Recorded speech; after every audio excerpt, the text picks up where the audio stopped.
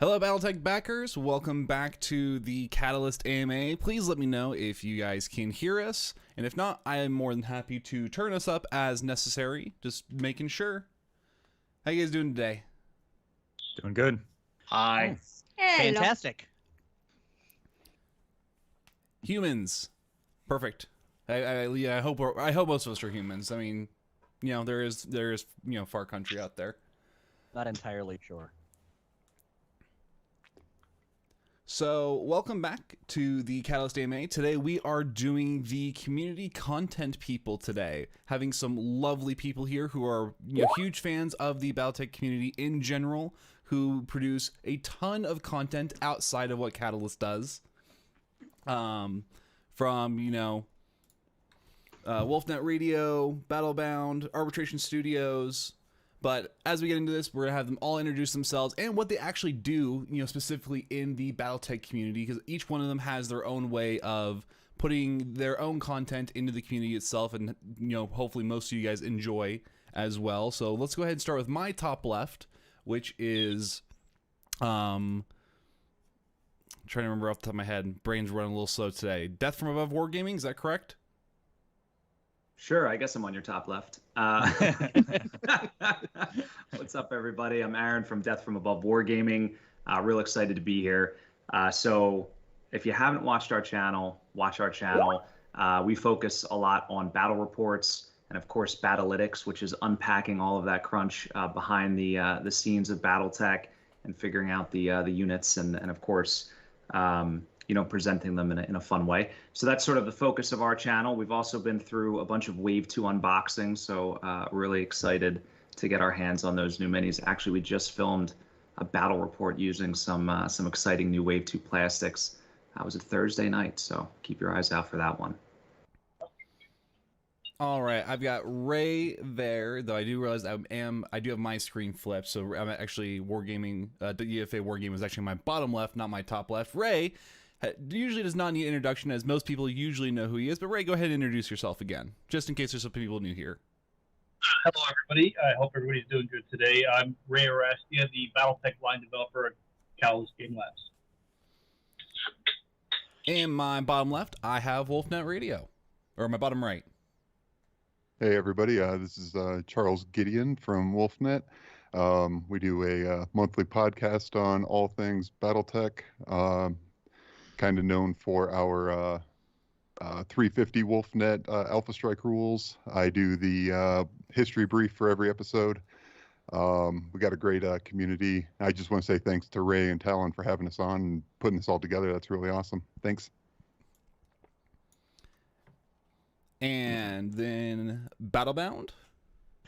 Howdy, everybody. I'm Tuck Davion with Battlebound. We are a traveling BattleTech show. We travel across the country, meeting all different kinds of BattleTech players and bring the tabletop experience to them, especially if they live in a rural area where they don't get the chance to game all the time.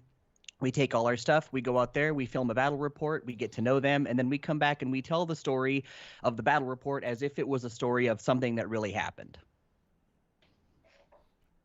Renegade HPG. This is Travis from Renegade HPG, and our station is focused primarily on our podcast, where we just kind of talk to creators, past and present, and kind of branch out a little bit, explore the card game, the old card game back in the day. We've done the remaster for the cartoon, so if you've been watching the cartoon, it's probably us. And pretty much anything else that interests me, I'll throw it up there, and if I think it'll be fun for you guys, then we'll explore it. And then last but not least, we have James and Jennifer Bixby with Arbitration Studios. Good afternoon, everyone. I'm James JP Arbiter Bixby. I'm Jennifer Bixby. And for the last 10 years, we've been doing the Arbitration Studios podcast on our BattleTech.com. We focus primarily on new BattleTech products and reviewing them and talking about the gameplay experience and the community experience and how to be better gamers and be good advocates for what we have felt for the past 15 years. We've been doing this since 2006 in one form or another. Has been a really underexposed intellectual property. Not so much these days, but but that's been kind of our MO. So you can find us on ourbattletech.com and under Arbitration Studios on your podcasting source of choice. So.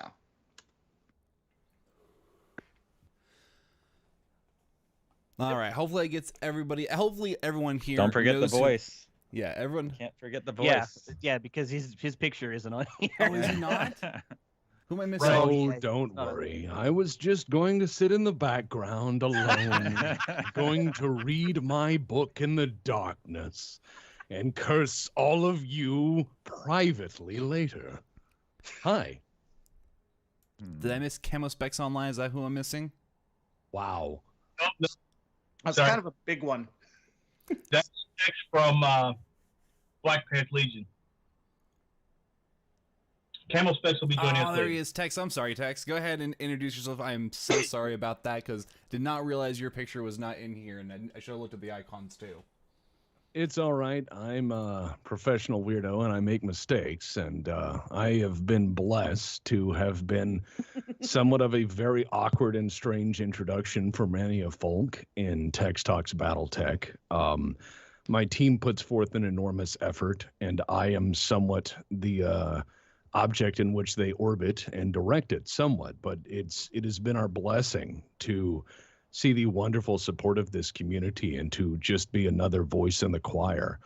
As for what my channel is, every so often we create these completely overblown things called Tex Talks BattleTech, which, if you've not heard of them and you're watching this, I would encourage you to perhaps take a gander if you had a spare 12 hours to watch someone rant about the military-industrial complex in a veiled guise of BattleTech as a means by which to apply over education.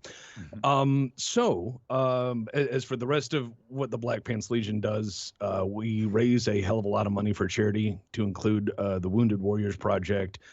All of our Tex Talks BattleTechs, all the profits go to charity.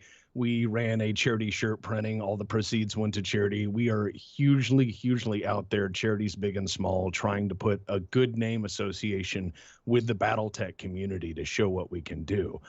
That is completely unrelated, though, to my recent Twitter activity where I have been trying to reach Albania to see if they're serious about selling that air for us. By the way, guys, $10,000 a MiG, US dollars, cash, and they're not illegal. You can have them. I'm just saying, you know, we should probably get on that. We could have MiGs now. We can have our own MiGs. I think that's important. Play Top Gun for real. Yeah, exactly. Don't let memes be dreams. All right. Am I missing anybody else who isn't here as an icon? We're good. Though I think, Ray, you said we had one more person joining us later, just to double check. Who is that going to be? That's Ryan Peterson from CamoSpecs Online. All right, perfect. So CamoSpecs Online isn't here right now, but they will be with us later, hopefully in the show. Everything should be set up so that way it doesn't glitch out too badly if he joins in as an icon or as a picture. So let's get started. You know, we have a lot of fantastic content creators here. Each one has their own medium, even if some of them overlap, and that's totally okay because there's always more love in the BattleTech community to go around for everybody. So let's start with the easy one, which is, some people probably have this as a, you know, who probably predate me on this, is how did you get into BattleTech? I'm sure it's a great question to start with. Any particular person you want to start with? Let's start with Charles. Oh, well, for me, had to have been junior high, high school, somewhere in there. But Matthew Bloodbath Barons, one of my co-hosts on the podcast, he invited me over, said, I got this game. It looks like it's chess on steroids. And he broke out BattleTech 4th edition. So that's the one with the Atlas on the cover, you know, with its arm blown off and smoke trailing out.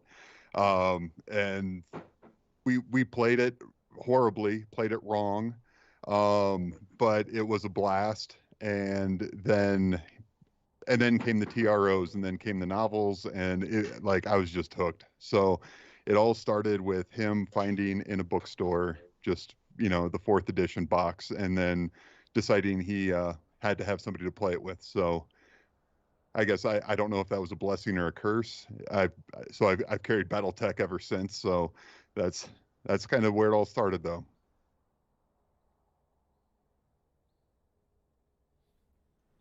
All right, JP, how about we throw you on the fire next? All right. So this is kind of a long-winded two-parter. I was born in 1983, so my entire conscious life, BattleTech has been a thing. And I was blessed to have a grandfather who was a board game geek, so I kind of had like this sub-awareness my entire life. My actual introduction to it, though, was I was in 4th or 5th grade, and I got into a fight at school with a guy I really hated. His name was Alex Fox. And so we were sitting in detention after having this fight in the middle of social studies class, and ended up becoming like the best of friends afterwards. And he invited me over one Saturday morning, and he said, "Oh, hey, my favorite show is coming on." And there was this weird looking thing that crossed traditional bad Saban style animation with things with computer graphics that I hadn't seen since I watched Transformers the movie when Megatron was evolving to Galvatron. And I was hooked instantly.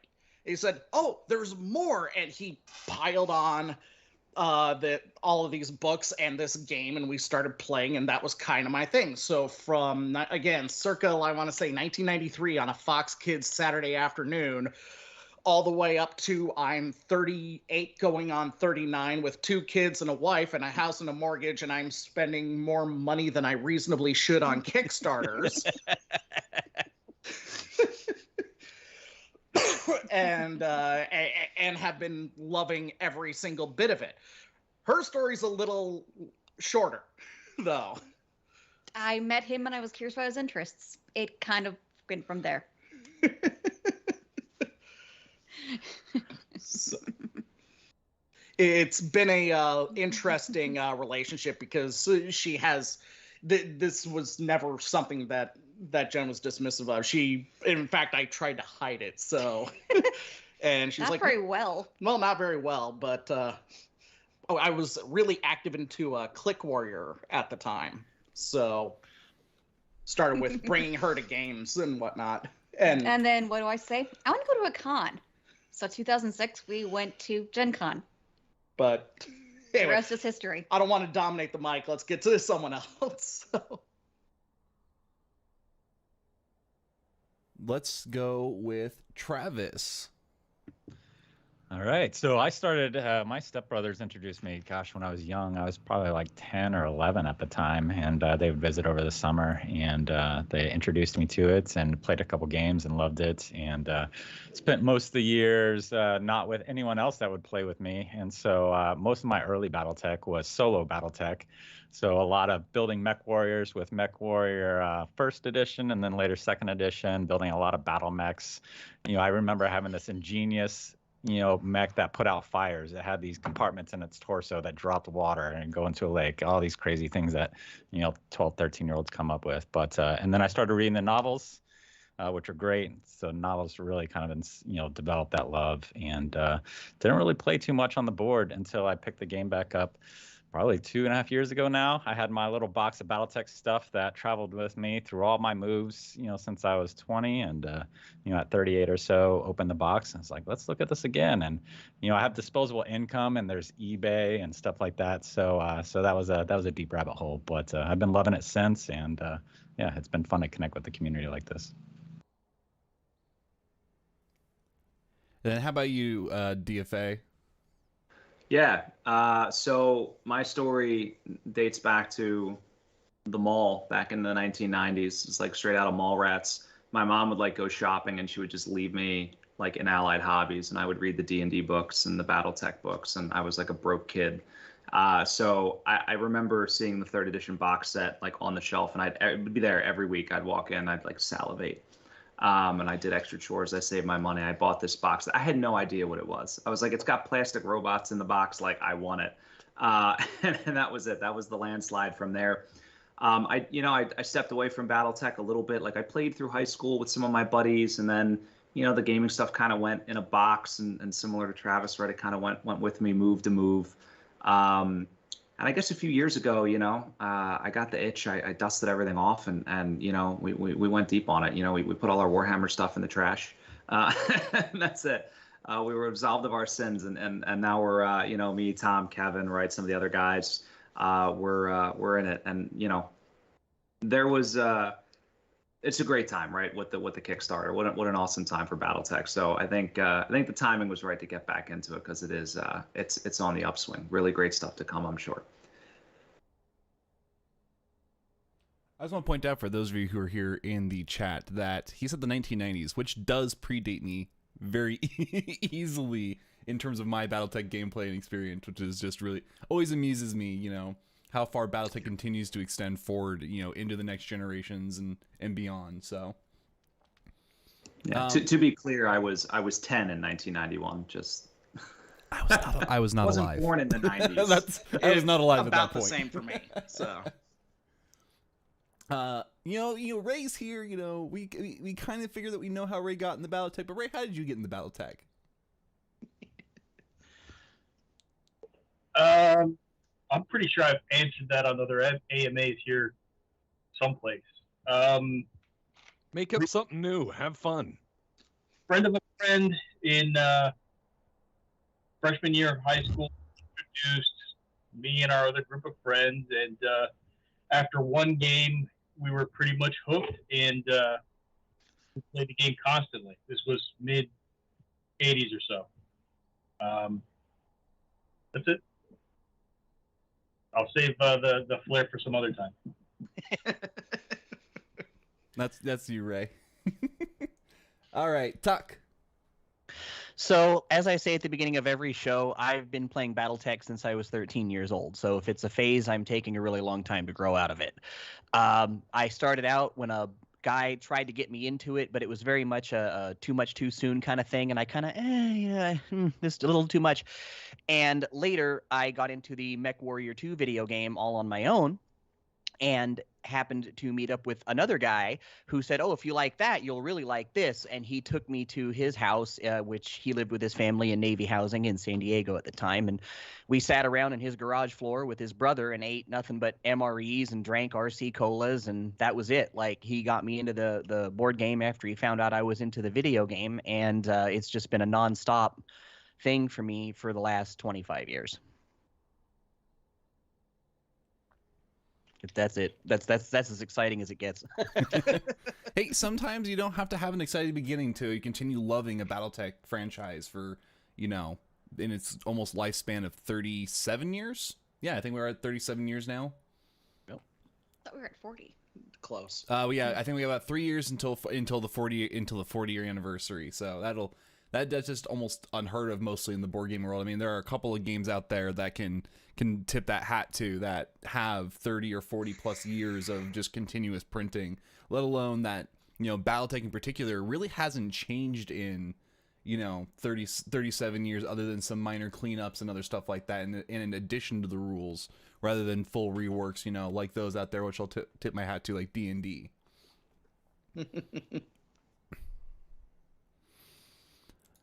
So, as each person does their own thing, podcast, YouTube. Oh no, we have text. Haha, I didn't forget this time. Hi. Let's not do that again. The icon in the corner. Get out from the back. He's like, I'm still here. I like being a disembodied voice and perhaps your conscience. We're all doing good things today. Let's revel in the moment. My beginning in BattleTech is a really heartfelt story. So probably not what you were expecting. It was a story of inclusion. There I was, weird autistic child with the social skills of a scared dog. And I'm going into social places where I want to explore things like literature and hobbies and games and have fun like a normal kid. And I go into the game store a few times and I don't buy anything because I'm too scared to talk to anybody, despite I want it and have the money. And the BattleTech people took me in. They saw what I liked and they included me in their stuff and they taught me. And that just made me feel great. So, I mean, it's been part of me ever since. And the thing is it's like a cake with layers, because the deeper I cut it on the base level, it's a great game to play friends with. But under that, you find that there's a world that's contextualized as this beautiful political drama that has very real characters with very human failings and very human stories. And then you go get a history degree and some other degrees, and then you come back and use it all to show people how cool your thing was and hope that brings them in too. It's kind of a weird story. It's a good one. All right, and just so I don't forget Tex again, since he is the disembodied voice, we're gonna throw him under the fire for the first questions. That way, I don't skip him for this one. Is how did you start doing what you're doing? How did you get into this, something that you've loved over the last several years of doing? Are you saying how did I get into YouTube, or how did I get into Tex Talks BattleTech? Because those are two different dumpsters to dive in, sir. Well, let's go into both, because obviously some people will start a YouTube channel or their podcast for one reason, but lead into their love of gaming into another. Oh, well, I started at one time I was a 911 dispatcher, and that job basically treats human beings like a fuse. You blow, they throw you away. And so PTSD, or as I like to call it, spicy memory, is painful. And there are many ways in which you can try to solve that. And I chose some very poor ones, to include Alcohol, Whiskey River, Take Me Home for a bit. And then you get exhausted of it, because those habits are expensive, and I don't like meetings. I'm autistic. So AA didn't work. So I was sitting there one day and I said, I could buy a handle of whiskey, or I could buy Fraps, that god-awful piece of software. And the next day, a YouTube channel was born. So this has all been an exercise just to keep me from drinking. And so far, it's been working pretty well. I mean, there's a few fucky wookies here and there, but as far as getting into BattleTech, some guy told me 40K's lore was deep. And I said, hold my beer. And I think I've teabagged that argument for a while now. So, victory me. Yes, I am that petty. I'm an imperfect human being. But I think my God will forgive me in the end. As long as I make everyone laugh. I'm pretty sure I see a couple laughs here on the screen, if nothing else. I'm going to make you uncomfortable or laugh. So these are your choices. We're here for 2 hours. You're stuck in here with me. Isn't the essence of comedy making people so uncomfortable that they have no choice but to laugh? I thought it was timing. No, that's the secret to comedy. And unexpected is the best type of timing.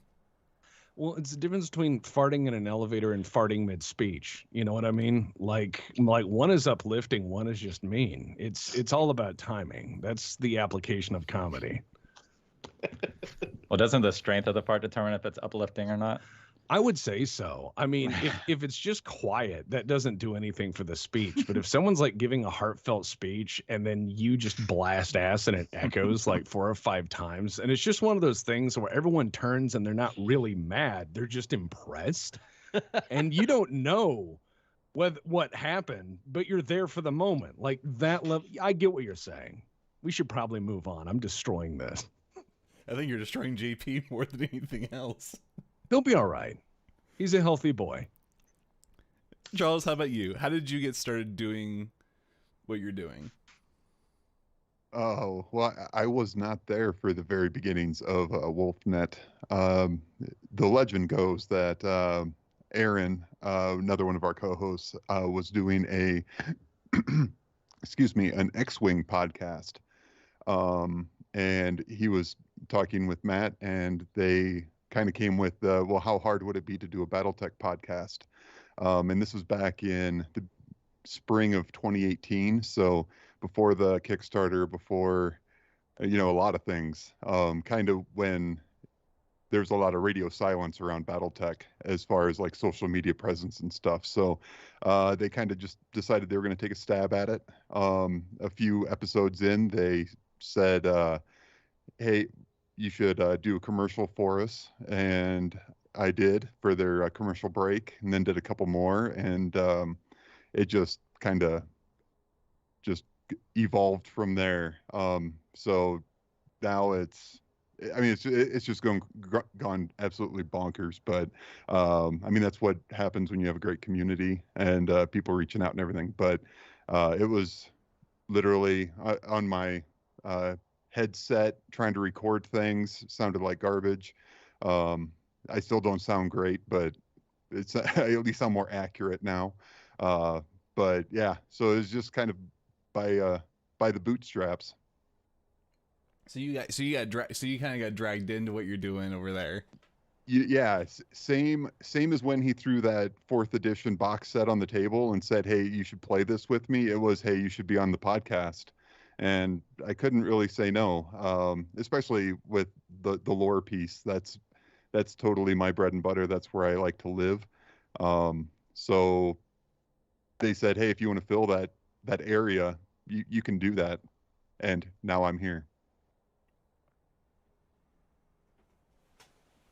You know, it's always surprising, you know, the avenues of which people get brought into BattleTech, because some people, you know, knew the game when they were, 10 years old, and some of them get it when they're like, hey, when your best bud just throws on the table and says, hey, we're going to do something together and play this and maybe make something out of it. So that's really awesome to hear. JP, I'm actually really curious. How did you get started what you're doing? So Mrs. Arbiter alluded to this a little earlier. It was 2006. Click Warrior was in its last legs, although we didn't realize that yet at the time. And we were sitting around with the local Click Warrior game group and testing out the Solaris 7 packs. And Mrs. Arbiter looked at me dead in the eyes in front of everyone and said, I want to go to a convention. And so a lot of our players were like, yes, hey, there's Dragon God, and we selected Gen Con, and the podcast started off as a documenting of our experiences with our first convention ever in 2006, with a small internet community that's now defunct that surrounded Click Warrior. And so that was kind of the start of it, was documenting the convention experiences centered around Click Warrior. And then Click Warrior went belly up and we went away for a couple of years. But in that process, I discovered that I had the bug. I liked talking into a microphone and for, people who may or may not be out there listening. So we tried fapping about independently on a Squarespace website. I'm not 100% sure we ever got working properly. I don't know if we did, to be honest. And then the guy who hosts OurBattleTech.com and is actually a contributor for BattleTech proper, Joshua Perrian, said, hey, I got this website. I'm hungry for regular content on it, so it's not just a fan forum. I'll host your podcast and I'll take care of all the technical stuff since you're having a hard time.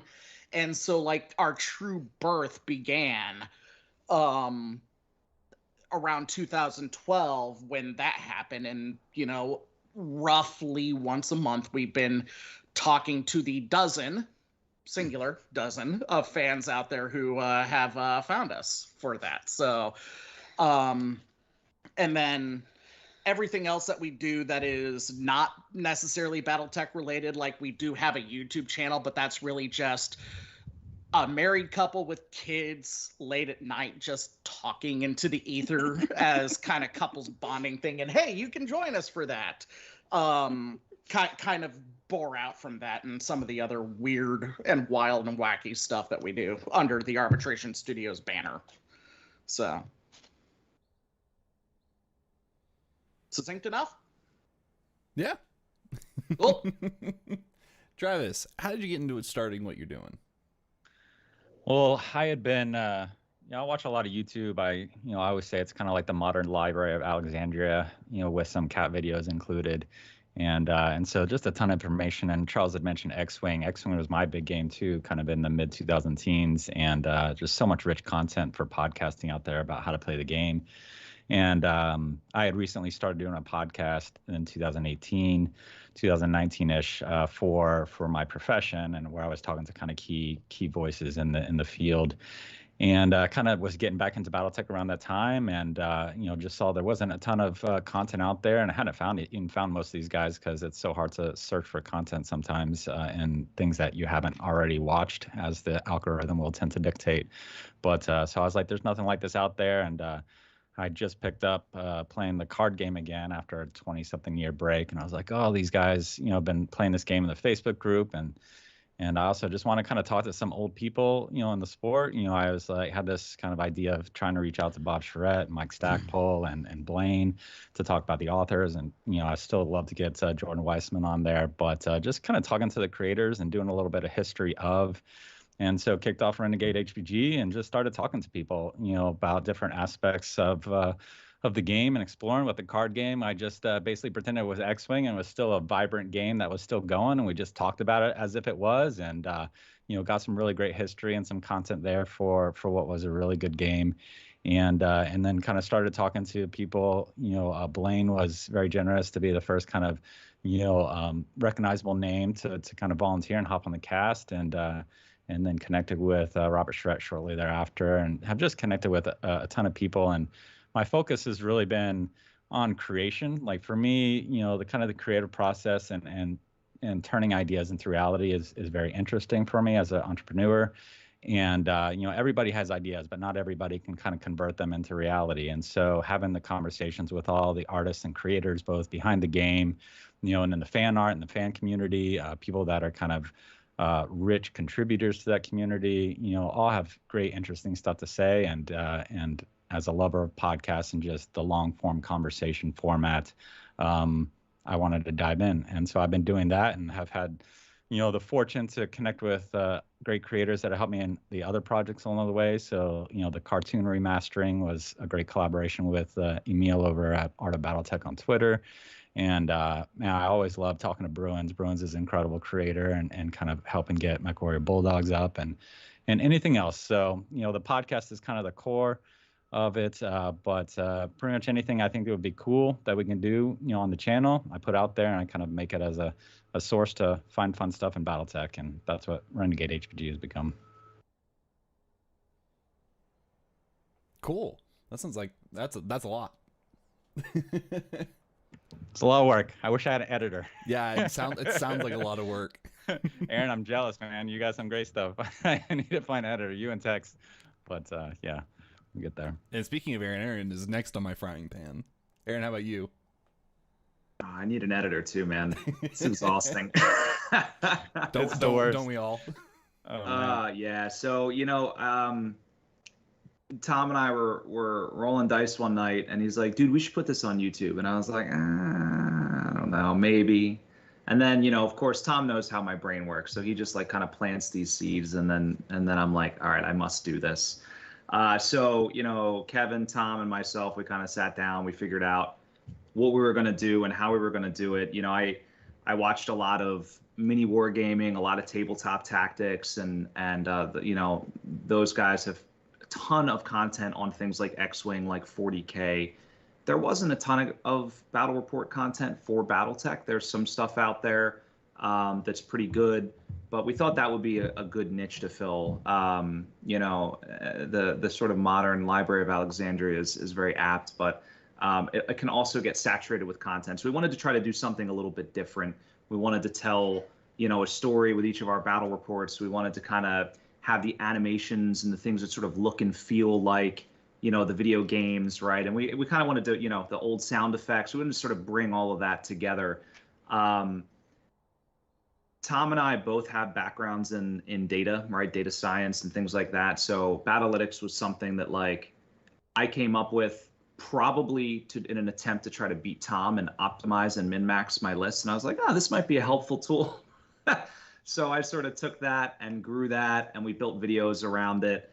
We did the really cool Alpha Strike Battlelytics tournament. I guess that was that last summer? I don't know, 2 summers. I don't even remember. Time's flying, but.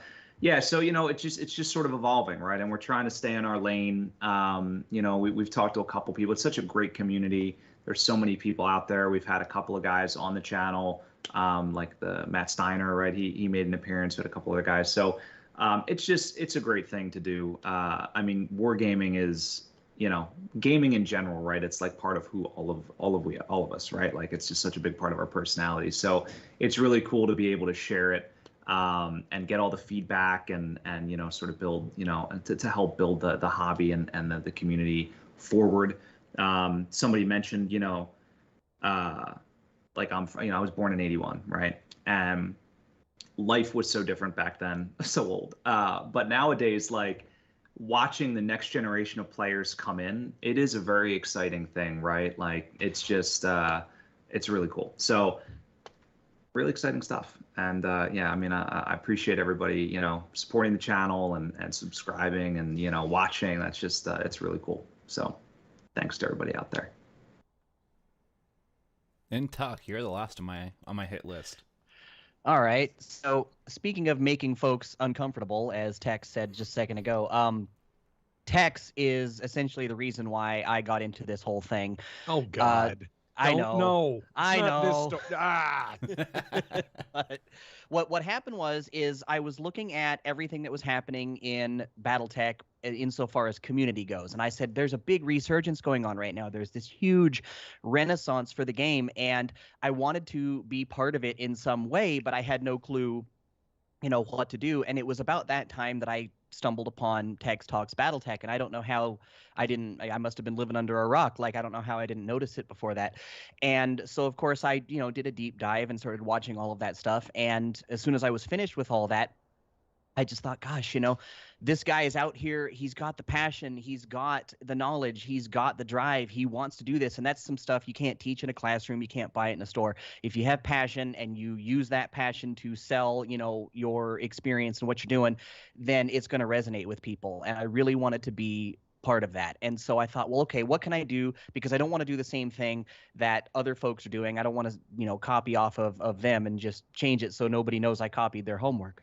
And I thought, okay, what if I did drive-ins, diners, and dives, but for BattleTech, where you travel across the country and you highlight all the local game shops that nobody knows about that carry BattleTech product, and you talk to all the players who don't get a chance to really game that often because they live in a rural area or they moved somewhere where there isn't a local game shop or anything like that. And so they have all this stuff and they have all this desire to play, but they don't have anybody to play with. And that was a problem that I had for quite some time. And I saw the BattleTech Players by Zip Code group exploding on Facebook. And I thought there's people out there who want to play, but they just can't. For whatever reason or another, they don't have somebody to play with in person. And I thought, I just want to take my blue tote full of stuff and hit the road. And I want to talk to these people. And that's where I started. But it wasn't, that was just an idea. It wasn't until the pandemic happened and I had a bunch of free time all of a sudden on my hands, where I also had savings and things like that. And I said, well, okay, why not blow through this money in a record period of time and just go, travel across the country and meet people and play games with them, get to know them, that kind of thing. So that's really how I got into this. That was really a more responsible thing to do with your pandemic savings than me, who just chucked it all at a Kickstarter.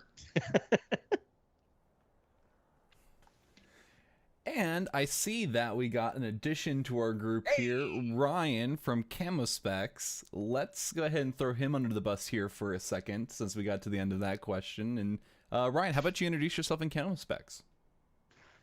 Oh, well, can you hear me okay first off? I didn't get a chance to do an audio check. Yep, awesome. you're just fine. Okay, good. Yeah, so sorry I'm late. Unfortunately, work decided to intervene with my plans for my hobby. You know how that all goes.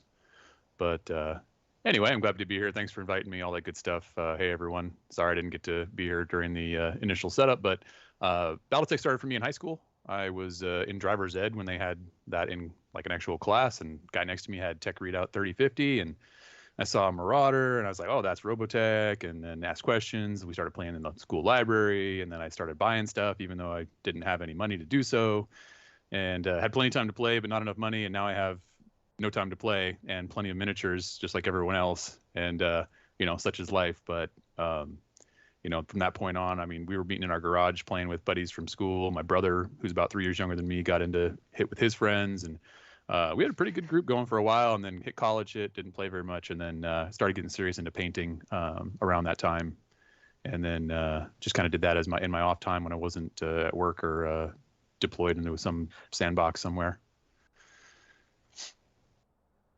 Awesome. And then the question that we were currently on, which was, how did you start doing what you're doing currently? Like, how did you get into it?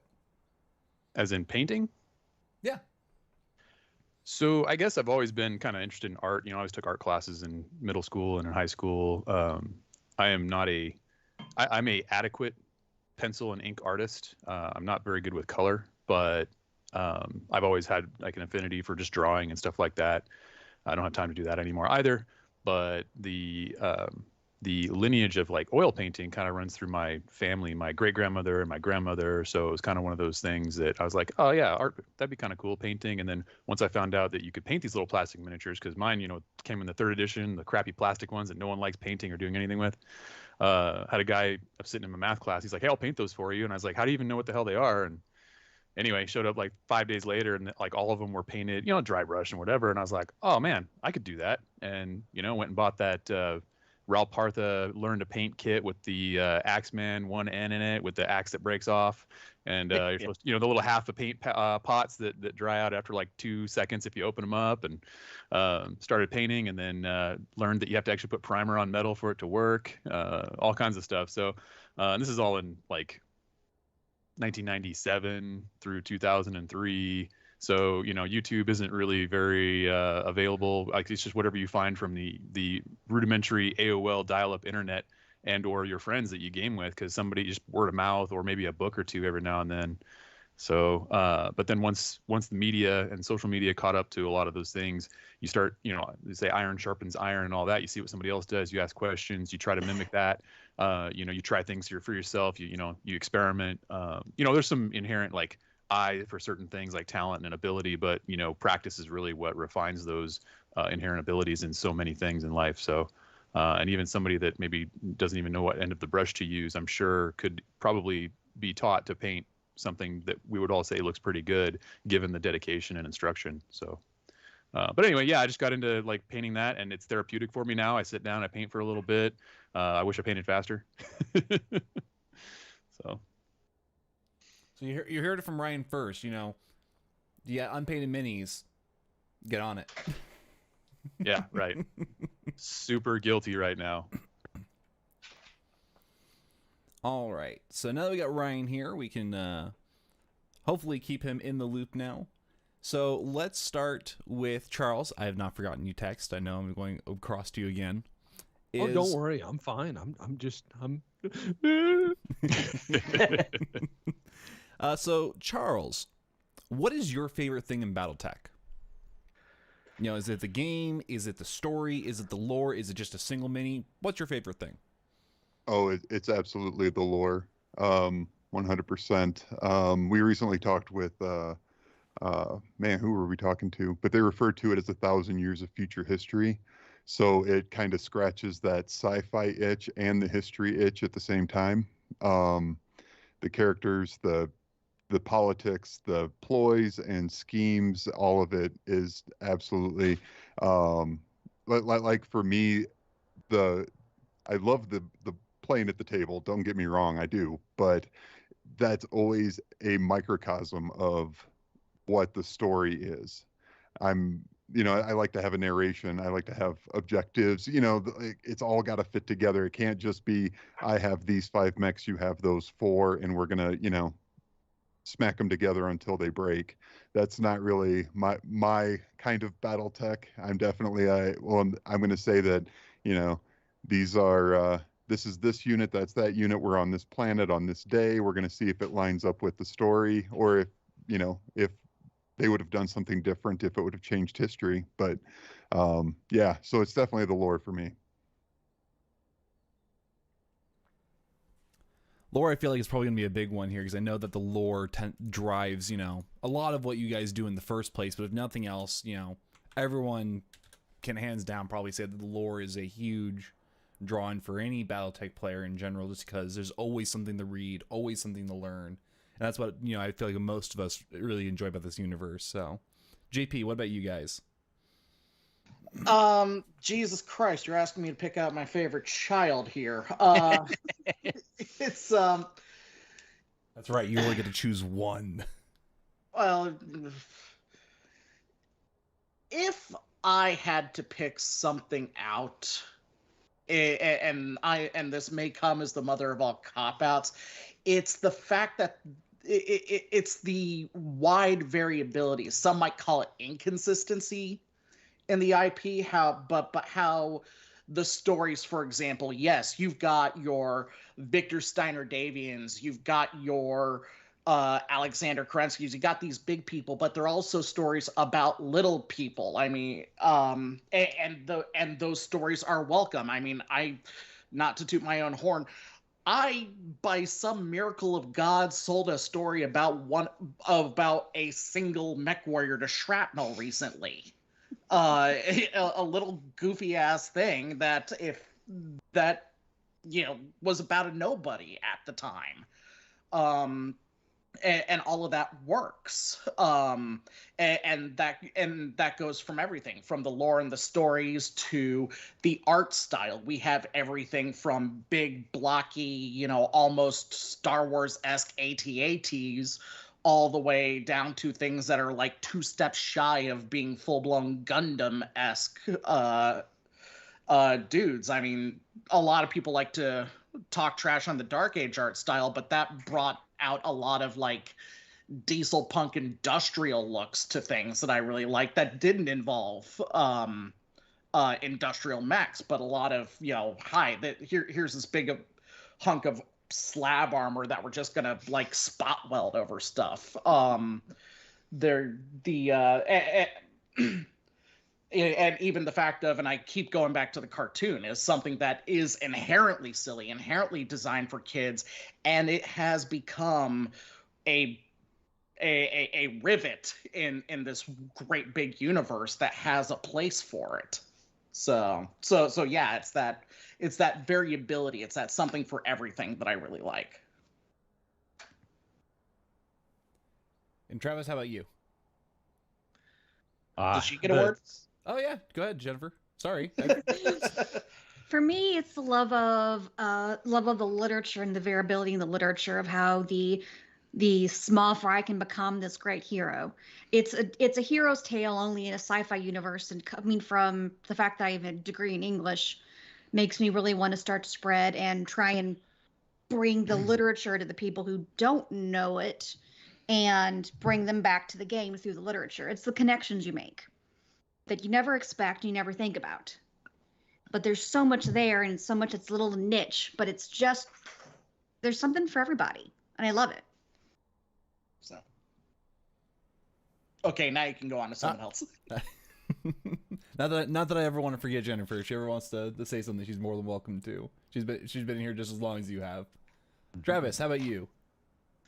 It's the lore, it's the history. It's Jennifer, you'll appreciate this, but as I was a teen and I started diving into novels, and every time we go to Walden Books and pick up a new novel, and I remember in eighth grade English book reports, every week I did a BattleTech book, and I remember my English teacher being like, "Travis, these are great book reports, but can you like do something new?" I was like, "Oh yeah, I will." I never did. It was still more BattleTech books because there was always a new one coming out. But yeah, the literature's great. It's just such a well imagined universe and such rich content. And Ray, you and the guys do a great job of just like continually. I can't imagine the workload you do and how prolific you are in just getting out some great lore and stories as quickly and as much as you do. But yeah, it's just it sets up a great foundation for just sitting at home and imagining things, because we're always in our head, so we can imagine BattleTech as much as we want, far more than we can get on a tabletop and play it. But yeah, so that's definitely my favorite part. I remember hours and hours playing Mech Warrior 2, as a teen, and being able to basically immerse myself in that game. Did such a great job of kind of tying in the game to the lore. And yeah, that's what it's always been about me. I've played surprisingly little tabletop. I could probably count on my fingers how many times I played BattleTech on the tabletop, even though I have way more minis than I need, behind me. But as we all do. But and I love it every time I do. But it's the lore and just exploring that universe, and that's really inspired my love of BattleTech. Just to interrupt, I'm insanely jealous that your 8th grade teacher would even let you. I had to select from a pre-approved list of books, and it was all the usual like Mark Twain Scarlet Letter. I don't want to say crap because it's because those are important books, but not what my dyslexic doesn't hold up to Wolves on the Border on the autistic spectrum, but could handle. Yep, definitely. Yeah, I'm with the DJP. I had the list of predetermined books as well that are boring and too hard to read for those in 12th grade. So Tex, before I forget you, how about I go ahead and move on to you? Oh well, my favorite part of BattleTech should be somewhat, I would say, apparent by now, by the volume of work presented as thesis. But that was what I used to like. What I used to like was that in many other universes, you were insulted by the creators kind of using a just because rationale for something. So you go, why are the super soldiers like 40% bigger with giant pauldrons? And it's like, shut up, just because. Well, why are the guns 75 caliber rocket machine guns without a buttstock? Shut up, just because.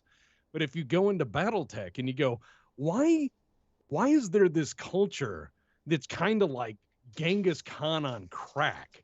And then you go, oh, wow, they're actually a split off from a mobility. Oh, wow, wait, no, this goes back. Oh, God, it's all connected. And you're sitting there with all the threads in your brain, and it just lights the brain afire. And you go, yes, I will crawl in here. I will wear this shell from now on. I will choose the selected others I believe in who are ready for this knowledge. And you feel like you're part of something cool. Yeah, I mean, robot smashing stuff is great, but who doesn't like a little bit of crazy political intrigue and what have you for, your universe? It's wonderful. But what I like now is that I look up, and because of Tex Talks BattleTech, my team and I have friends all over the political and autism spectrum. We have people from all over who come together and work together and believe together, and we raise a lot of money for charity doing it, and we have a great time doing it. And it's an amazing blessing to see that all of these hands raise together and make this work and just have a good time laughing. And it's honest and humbling. It's utterly humbling. I have no idea how I do any of this, but my team says it gets done, so I'm assuming we're not effing up too bad. See, I watch my language. I'm very nice. It's my weekend. I think just like you say, Tex, and just like Drew Berthards there says, you come for the stompy robots, but you stay for the political intrigue. And it is something really nice to say about BattleTech, that you can go back and there really is almost an answer to everything. I know that there are some questions probably out there that people would love to have answers to that haven't had stories just written about them yet. So I totally agree on that. Aaron, how about you?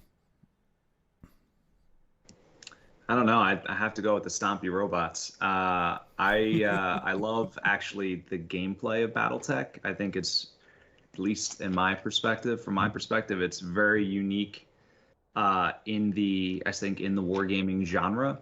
Every mech. I mean, there with the volume of mechs now, there are obviously overlaps, but I think when you put two mechs on the table, they can feel completely different. These are units that sustain damage, right? The tactics involved are much deeper than picking handfuls of dudes with inexplicable pauldrons on them and taking them off the table when a rocket hits the squad, right? You have to, moving units in the back, like rotating them, isolating lines of fire, right? Offboard artillery. There are so many different elements to this game, and you can have fun playing it with 2-on-2 with just mechs, or with 12-on-12, or, God bless you people for playing 36-on-36 with infantry and aerospace and everything else, right? And there's different ways to access this stuff, right? You know, you can do battlefield support, or you can play Total War and you can actually have the units on the board. So you know, what attracts me to the game is the strategy, and you know, the actual gameplay itself. The lore is phenomenal, and it hooks me too. And I think that for me, that's icing on the cake. That is not the cake. But you know, I think just the gameplay, I think it's really cool. And there's so many different ways to play the game. I think it makes it attractive to a lot of different people. So. Yeah, I'm sure plenty of us would agree here that, you know, BattleTech is kind of unique among the kings for the fact that its gameplay has not really changed in 40 years yet. You sit down, you take that sheet in your hand, and you're just like, I'm ready to go. I'm ready to take the mass destruction on this battlefield that's about to happen right now and slog off armor for the next hour. Duck, how about you? See, my favorite thing about BattleTech is I'm going to piggyback kind of on what JP said, is that at the base of it, it's the story of ordinary people doing extraordinary things. And when I first got into MechWarrior 2, the video game, the biggest thing that I liked about it was the first-person nature of it all. I was like, I'm the person inside this giant stompy robot. I'm the person causing untold havoc and, you know, taking out my enemies and taking out my stress and all that stuff. And so when I got into the tabletop aspect of it, I thought, this is great because you have that rugged individuality. You have the ability, and this is what I tell my new players all the time, is you're not commanding a squad of dudes here. You are, but you're one of them, and you are the guy that is inside this thing right now, and the battle can change and can completely pivot based solely on your action. You could throw the dice and bang, you hit that one shot that all your buddies, when the game is over, say, well, man, if you hadn't pulled that headshot off right when you did, we were on the suck, and we were not going to be able to pull this battle out, and that's the turning point. That's when everything turned around, and you can be the hero. Conversely, in BattleTech, you can choose to be the villain. Somebody else brought that up to me a while ago on one of the interviews I was doing, and I was chagrined to say that I'd never thought of that. And you can decide, okay, well, I want to be Snidely Whiplash, you know, the mustache twirling, you know, top hat wearing villain, if that's what you want to do. But it's all about the individual person and what that person wants to do. And sure, there's a lot of lore and there's a lot of, you know, things that are larger than that person that's happening around them. But when you get down to it and you play a game of BattleTech, a lot of times people want to take and insert themselves into that format. And you can have a Gary Stu or a Mary Sue character if that's what you want to do. Or you can take and say, this is the story that I want to write. This is the story that I want to tell. And I think that a lot of folks want to tell stories. I want to tell stories. And so that's my favorite thing. Of course, the giant stompy robots is what got me into it. But as I got older and as I matured and realized there's a lot more to this universe than just, you know, shooting things. Why? Because you hate them. But why do I hate them? Because you do. That's why. Like, I like the story. I like to know why things are happening, and I get to influence that when I sit down and play a game. I'm part of that story, so that's the big thing for me. Kind of really touches upon back to that political intrigue that not only can you have it in the story, but you can have it in your game too. Mm-hmm. Ryan, how about you? Or is it just painting minis? Oh, there's not a Brian here? Did I say Brian? I thought I said Ryan. It sounded like Brian. I wasn't sure. I mean, not sure, honestly, with a few folks here. So, you know, when I first got into BattleTech, it was my first tabletop anything. So I didn't know any better that there was different game systems out there and so on and so forth. I'm not saying that BattleTech is like, you know, bad or whatever. It's different. Is you know, there's many ways to play it now. So honestly, it's kind of a one size fits all, you know, game. I mean, you can play it fast, you can play it slow, you can, you know, RPG, you can do so many things with it. So, and I've done a little bit of all of that, and you know, I find my ways to enjoy it. And you got the folks that don't like one way or the other, but you know, it's kind of like once you find something you like, you can really just enjoy the lore and everything combined with all the options that you want to do. And you know, just because you play one faction, your buddy plays another faction, you're pretty much guaranteed that at some point in the 1,000 years of future history, those guys didn't like each other and they fought. So you can always have something that's somewhat historically future history accurate if that's how you want to play it. But then the freedom to do whatever you want. You know, you can gen up a couple of custom mechs with your buddies and just have at each other. And then like it was mentioned before, the swinginess too. I mean, I've been just pouncing on some of my friends before, game wise, and then you hit that next turn and it's like, great, 3 headshots on me, and now I'm back to even or losing just because of the luck of the dice and the fact that it's not a game where a squad of guys versus a squad of guys, one gets whittled down to so little that they're basically just waiting to get wiped off the board, because now it's like, well, dude, yeah, that Thunderbolt might only have a couple of machine guns left, but he's gonna come up and he's gonna punch you, and if he takes your head off, he's taken out a unit that maybe he's been dueling with the whole time, and now he's a threat to somebody else that wasn't anticipating. I love that aspect of it. It's that the strategy and the tactics always changes, and there's always something that you can't anticipate because those dice just are cruel, or awesome depending on your perspective and what side of the table you're standing on. But I love the fact that I can look up pretty much any unit, any mech, and find a pilot, a scheme, a custom, a variant, whatever, and find something really intriguing. And then I spend the next 30, 45 minutes or an hour or two just like reading on it, trying to figure out what happened. And, you just kind of get pulled into that rabbit hole. And I love the fact that BattleTech has just an infinite number of rabbit holes based on whatever you're interested in. You can find something that just pulls you in, and then you realize, oh crap, it's 2 a.m. I should have gone to bed 4 hours ago. So I'm sure we've done that plenty of times. Ask me about when I read Hour of the Wolf. Yeah, and I really agree with you, Ryan. I love the fact that as just a general board game and video game player that in most games, you look at it and once you're low health, you're kind of down and out of the count. You're kind of trying to survive. You're not really giving much to your team. And I love the fact that in BattleTech, your mech on the field always matters. If it's not blown up, it's coming for somebody, and there's nothing that anyone can say about it until they actually do slag it. Yeah, or just think some initiative for a little bit so you can, maneuver somebody else that is still standing. So the next question I got on my list for you guys, I didn't miss anybody, right? I got Tex. I remember Tim. I exist. The next question I got is something akin to each of your brands here, whether you do a YouTube or a podcast, is what is your favorite thing about what you do? I know that Tex and a couple others alluded to it, but let's get into it heavily. Let's start with Charles. Man, I'm always on the spot here. So you for me top left. No, so 100% the favorite part of it for me is the community. Like I said, when not even when the podcast got started, we kind of became a sticky fly trap for a lot of very talented, passionate, knowledgeable people. So our community is just overflowing with ability and knowledge when it comes to BattleTech. So the watching those conversations and then watching new people come in and then ask questions and having people be able to give good answers and good insights and all of that right from the get-go, because it makes me kind of envious, because when I got into BattleTech, internet was dial-up, way back then. There was a BattleTech website, and now people can literally in real time ask questions, get answers, figure out next moves, figure out units and all of that stuff, and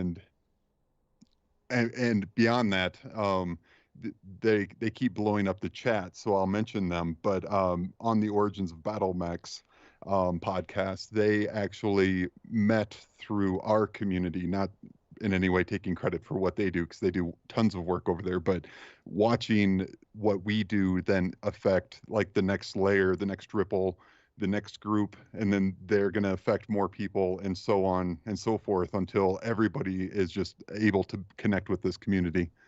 That's my really long answer. I don't know if they're a long answer. We all come into it in a different way. We all appreciate it in different ways. So, JP, let's lay you second on the fire. And Jennifer. And Jennifer. Yes, Jennifer's here too.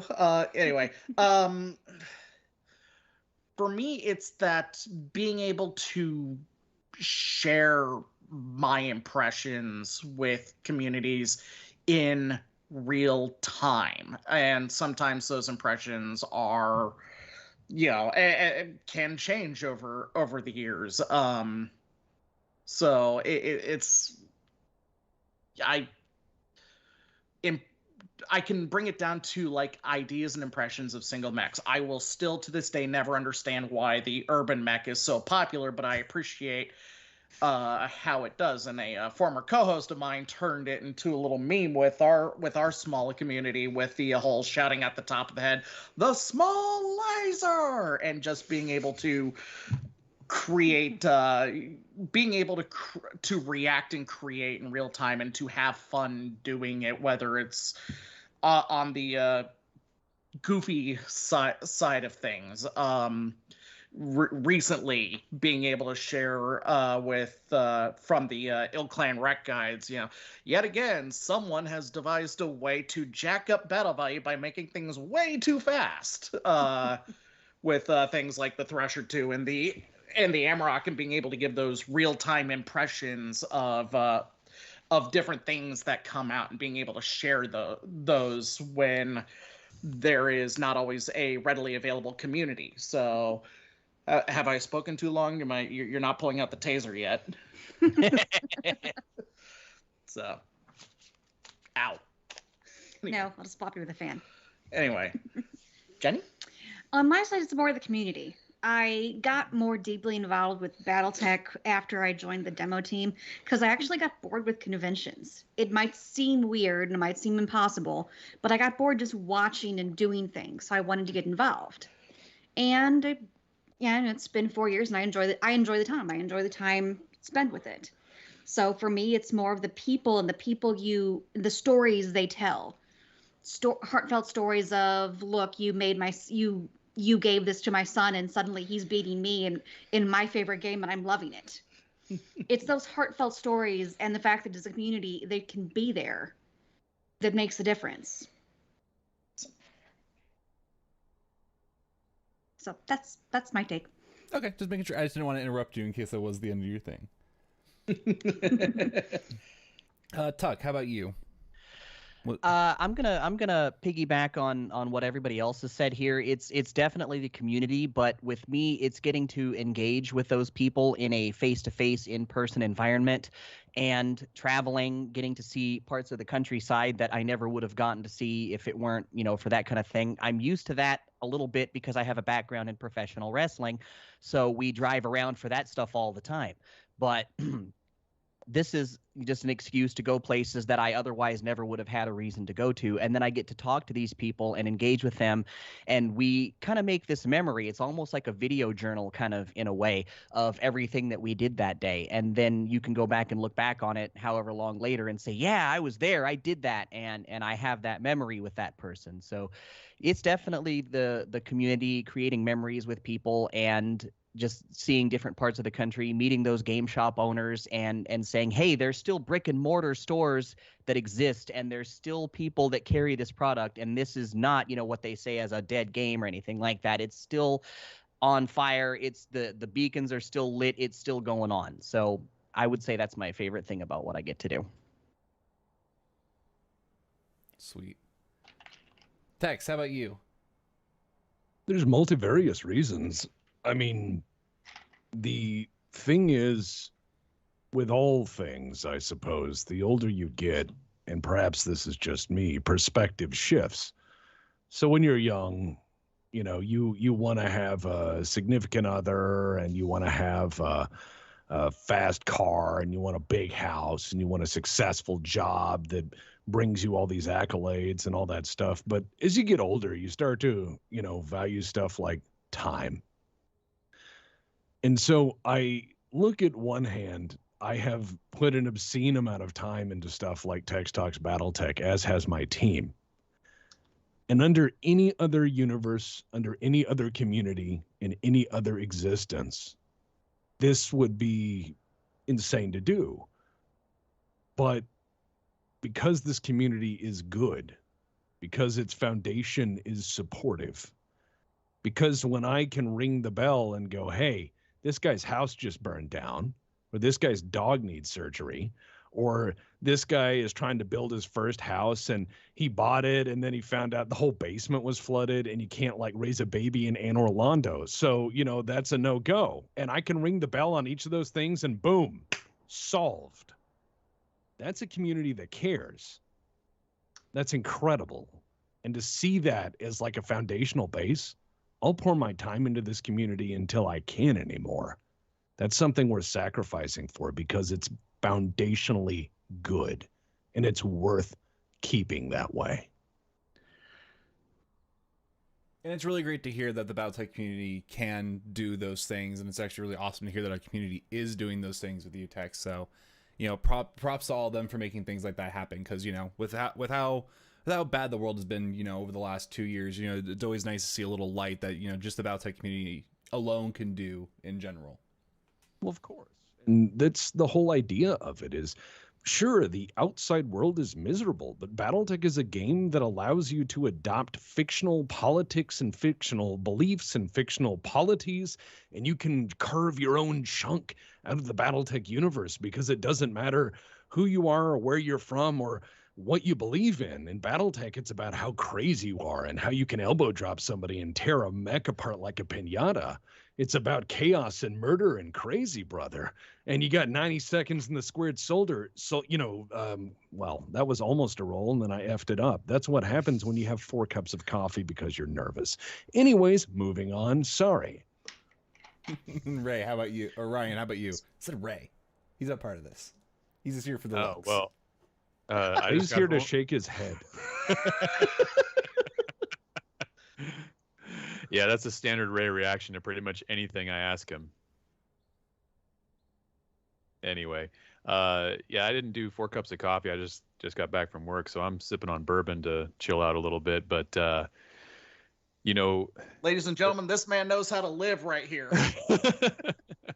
The thing I enjoy most about CamoSpecs now, especially with the YouTube channel, is when I put a video up or somebody else puts a video up, it's mostly me, but that's going to change in the future. We have guys that are getting some equipment and getting set up. It's a lot of work, admittedly. It's a labor of love for sure. So I don't fault anybody for not just like jumping full, both feet into making videos for YouTube, because it is a ton of work. I mean, I don't even put any, one fraction of the effort that Tex and BPL or Tuck put into, or even, Death from Above. Those guys do a lot more regularly and all that. I just film at my desk, and then, in evenings when I get a chance, I sit in there editing, and it's something I taught myself for the most part. So it kind of looks that way. But what I really enjoy about that now is when I post a tutorial on how to do Arcab Legion, or a tutorial on how to do Grey Death Legion, or a tutorial on how to do this or that or whatever, man, in the next month, I start seeing those over and over again. And I really enjoy the fact that I can teach something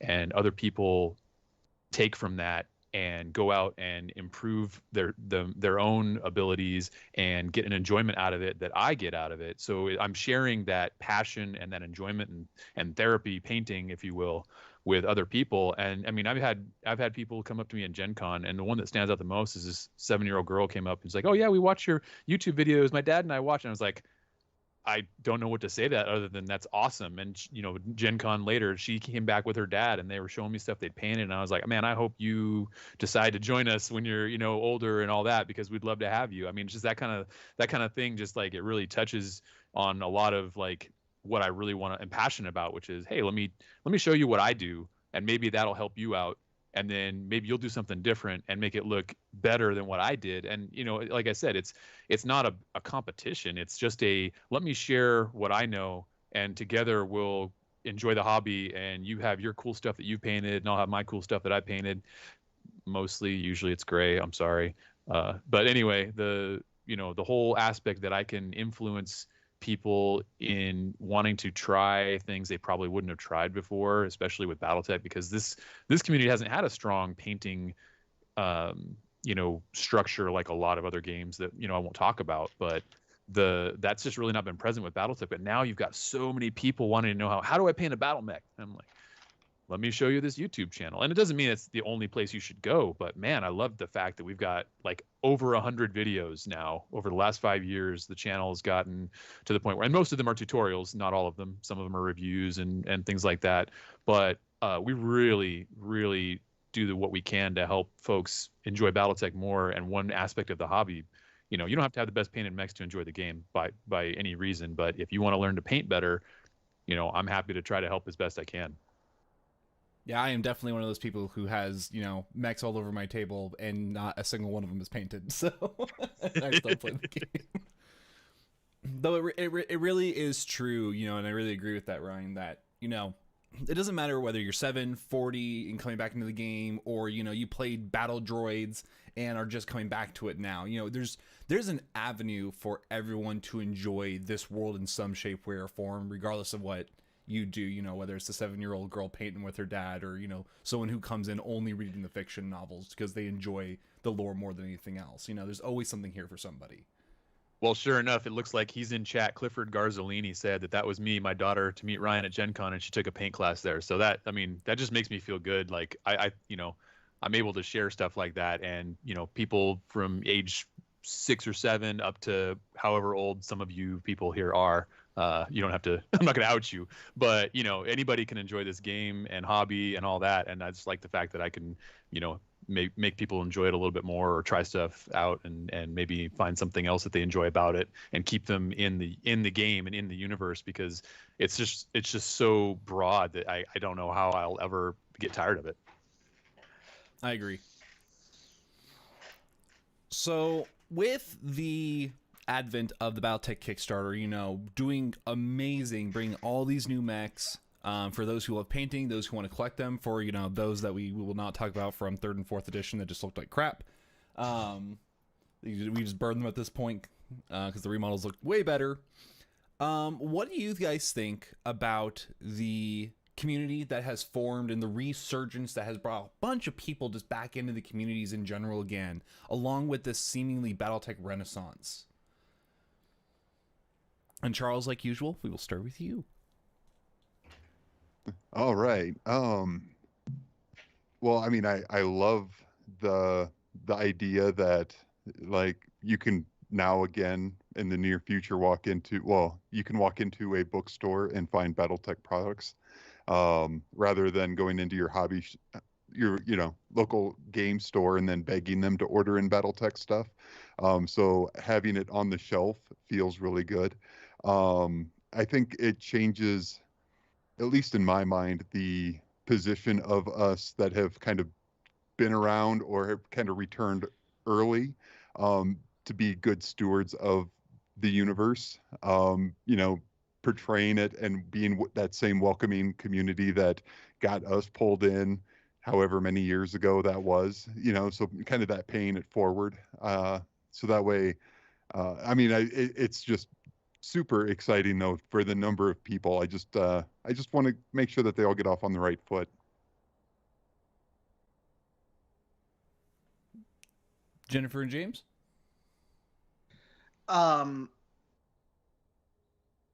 Small, probably controversial opinion. I like, most of all with this Kickstarter and with the community reaction around it, I like the fact that it's taking one of BattleTech's oldest controversies and putting it to bed.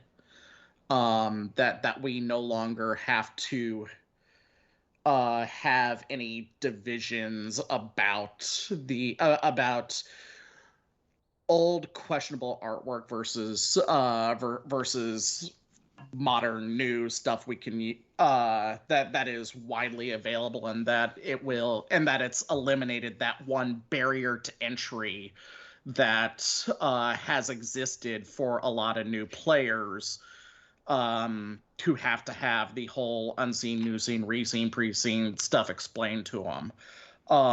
So that the fact that we can now rally around as a community a completely unified art scheme has been something that I have been extremely grateful for, and to see, and it's something that I've been pining for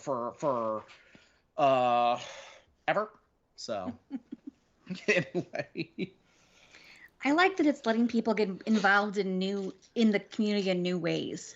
Like being able to start to get involved with the custom characters and literally seeing yourself in the lore is a neat aspect.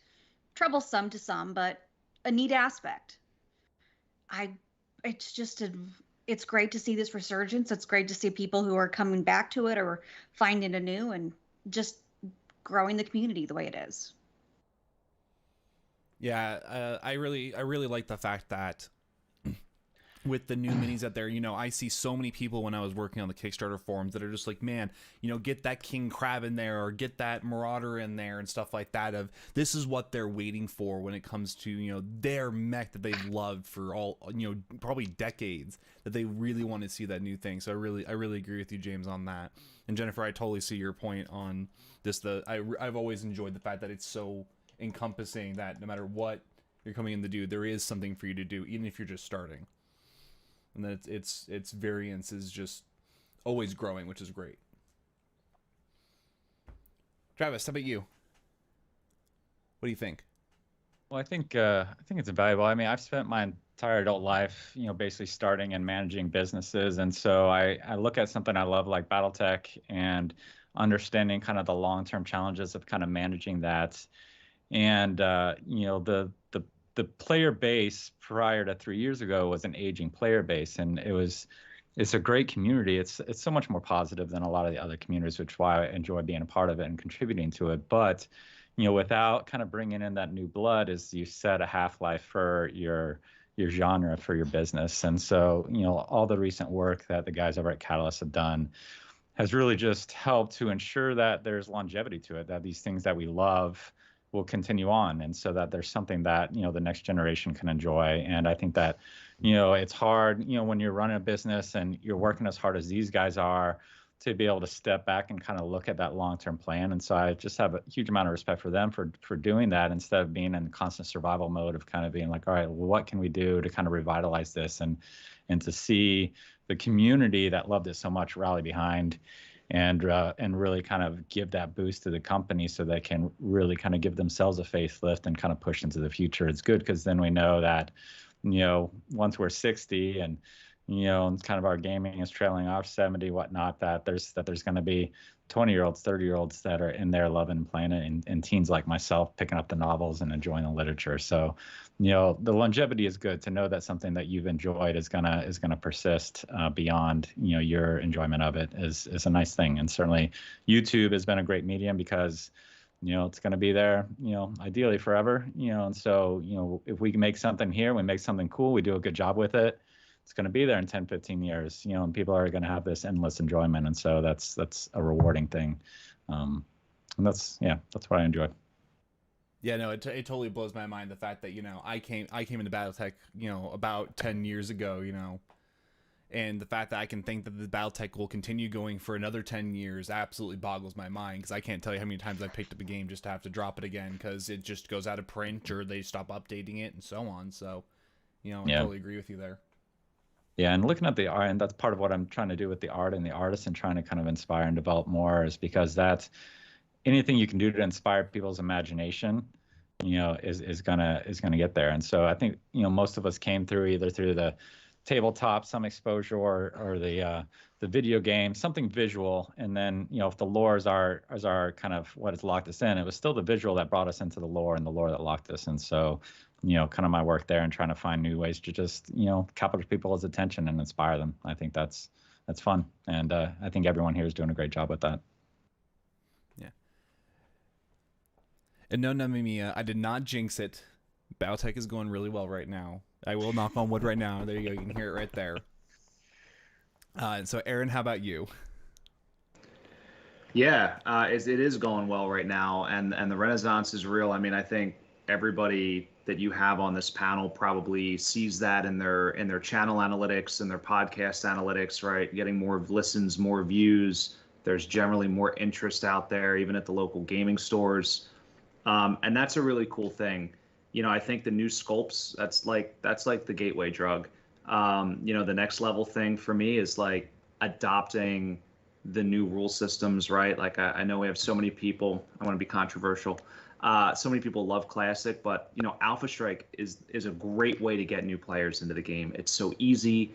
It's got, I mean, the rules are cake, right? I mean, you can put 4-on-4 on the table and be done in 45 minutes, and people love that, right? I mean, sure, you've got 40K gamers and stuff that are coming over and they're used to these massive 4-turn, 6-hour games, but you show them something with this level of intensity where you can play different units and things like that. That's awesome. And then you graduate them up, right, to the other stuff if you want to do that. So I think, as a community, right, like adopting some of these next generation rule sets is going to be critical for us, right? And evolving those rule sets, right? I'm looking at you. Right? And bringing those to the next level and keeping everything modern and fresh and exciting.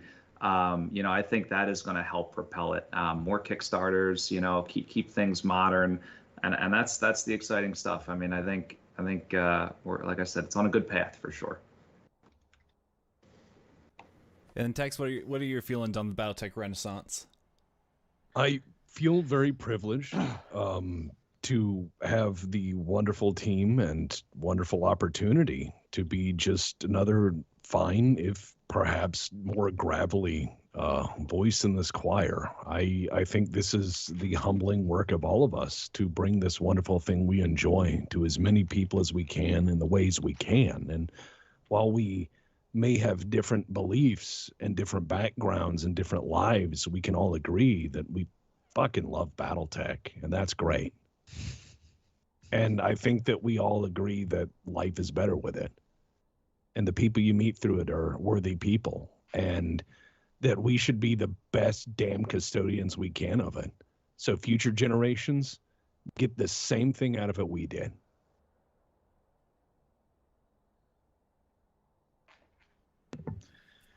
Yeah, my favorite comment is on the cartoons and the remasters of parents that are like, I finally was able to sit down and enjoy this with my kid, and they enjoyed it. And so it's like my favorite comment, hands down. I love it every time I get it. So yeah, getting that next generation. Hey, Travis. I love the fact that I'm able to sit down with the BattleTech cartoon and watch it with my son, Vic. So. I love it. Thanks. Appreciate it. Tuck, how about you? Well, I was just thinking of what was just said there is, as Tex was saying, a buddy of mine that we have in our local play group says a day with BattleTech is better than a day without BattleTech. And I wholeheartedly agree with that. But when it comes to the Renaissance, when it comes to this resurgence, one of the big things that I've been trying to explain to people, or that I say during interviews, things like that, is I've been playing, like I say, since I was 13 years old. And in my later, adult years, I've seen so many people saying that BattleTech is a dead game. And God, it used to chap my hide like to no end. It used to bother me because I used to say, this game will be dead when I'm dead, and you can pry it from my cold dead fingers. But this Kickstarter, this resurgence, has proven that beyond any doubt that this game is not dead. And it's not just the old, players that have kept the flame and carried the torch for as long as they have. This Kickstarter is getting new people involved in the game, as Travis was talking about. It's bringing in new blood. It's bringing in new people, and retailers are carrying this again. And one of my fondest memories from childhood is being able to go to any driving or game store within driving distance and be able to find BattleTech on the shelf. And we're not quite there yet, but we're getting to a point where stores in my area are saying, well, okay, this is a thing again. I guess I'll start carrying it because people are asking for it. So I would say that that's my personal favorite thing here, is that this proves that we haven't all just been carrying the torch for nothing. This is something that is still here. There's still people who are interested in it. And most importantly, it's still a game, a system, a medium that can get new people involved that have never heard of it and be interesting to them. And I think that this whole Kickstarter, this resurgence, just kind of proves that beyond a shadow of a doubt, and puts all that naysaying to bed there. Yeah, and I agree with both you, Tuck and Tex. The fact that you can either play, you can play just normal BattleTech, Total Warfare, you can play Alpha Strike, you can play Total Warfare, there's the main RPG, and then MechWarrior Destinies. There is a way to play for everybody who wants to play.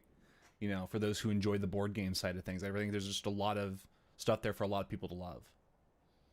Heck, I'm part of a Facebook community of people who still play the Click Warriors stuff. Yeah. So it's out there. All right, and because he's drinking a drink right now, Ray, what do you think of the BattleTech Renaissance? You know, as the line developer, you know, how are you feeling about all this, you know, love and support coming in from the community? It's keeping me working.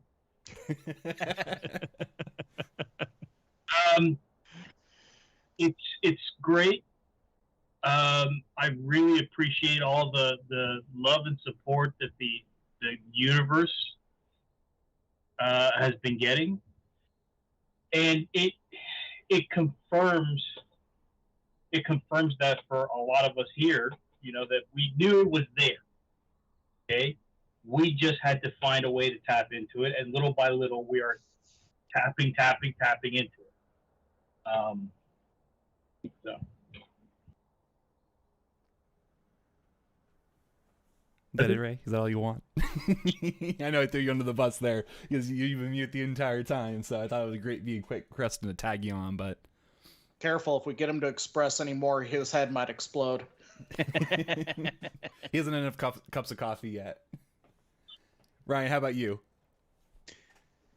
Well, the option to have more miniatures to paint seems great to everybody that's interested in that particular part of the hobby.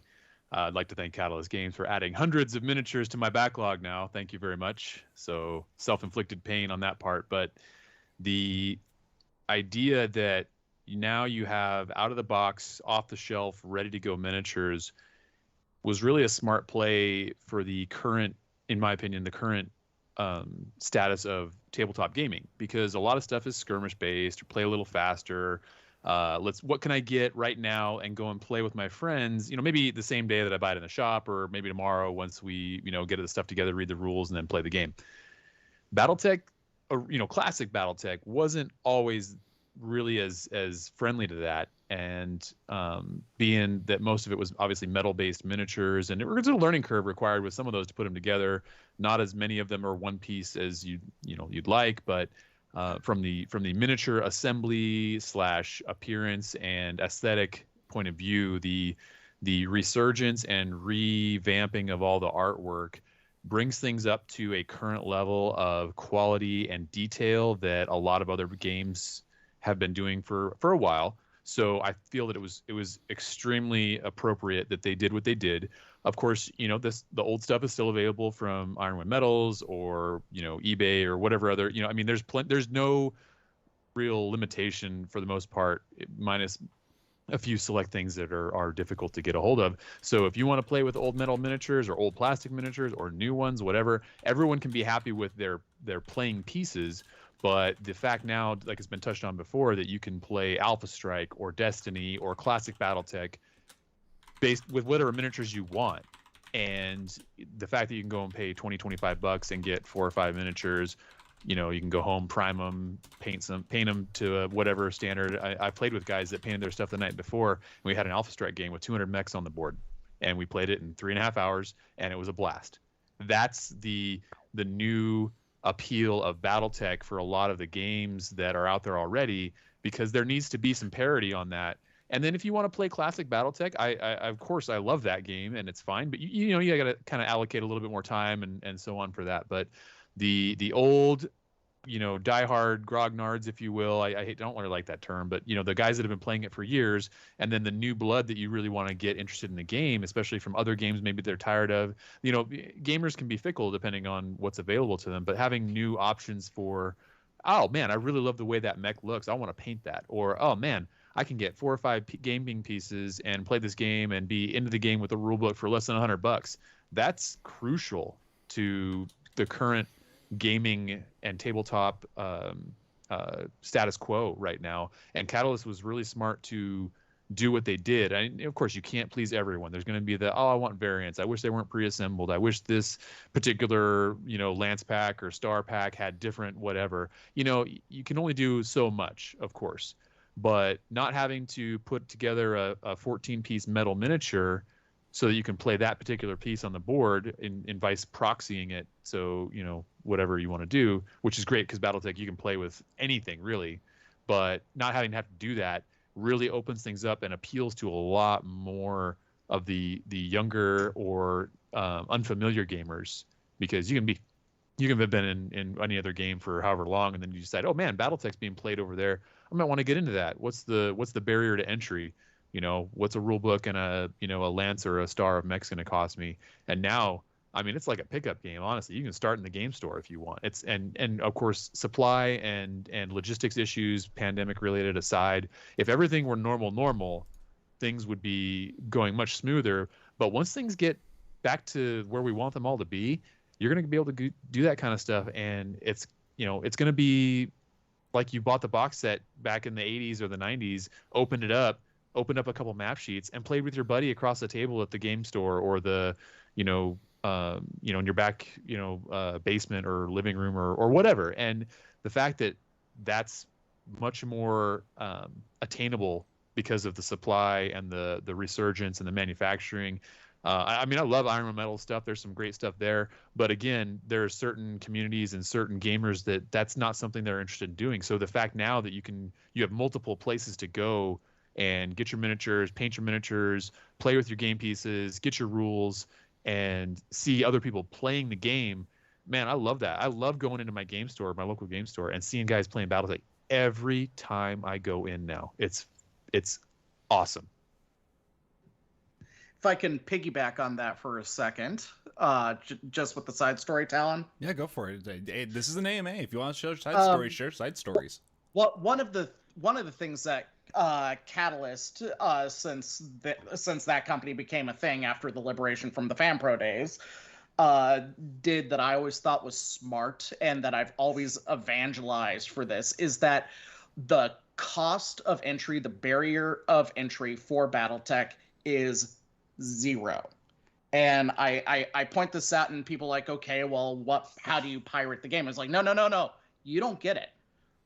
I can get you from their official website a map sheet, a book full of record sheets, and even little make your own cardboard standees.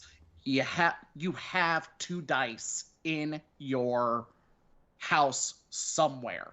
That is a free game at its core, and it's all available from the official BattleTech on their downloads page. So that generous start begins the evangelizing, and it makes it's almost like Scientology. Hey, here the first hit's free before we get into before we get you in, before the piece of Blake was truly with you. So and now it's just like, with the market flooding, being able to evangelize, here's a list of links you can download and print everything. All you're missing is the miniatures, and oh hey, here's the paper standees you can make until you get miniatures, which are right over there for $20 for a lance.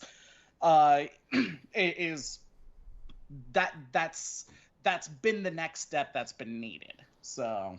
Well, and something that we produced, several years ago on top of that was the $20 starter set. There's just, here's 2 mechs, here's a Griffin and I can't remember the second mech now. Hawk? No. Wolverine. No, Wolverine. Thank you.